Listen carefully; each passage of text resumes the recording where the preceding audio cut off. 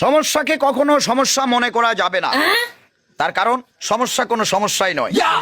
আর যদি সমস্যা না থাকে তাহলে সেটাই সবচেয়ে বড় সমস্যা। কিন্তু এখন সমস্যা আছে, অতএব কোনো সমস্যা নেই। তার কারণ হলো সমস্যার মাধ্যমেই সমস্যাকে সমস্যার মধ্যে ফেলে দিতে হবে।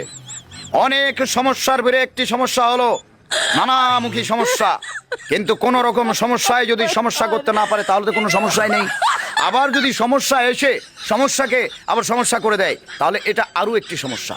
সমস্যা নিয়ে কোন রকম কোনো সমস্যা মনে করবেন না।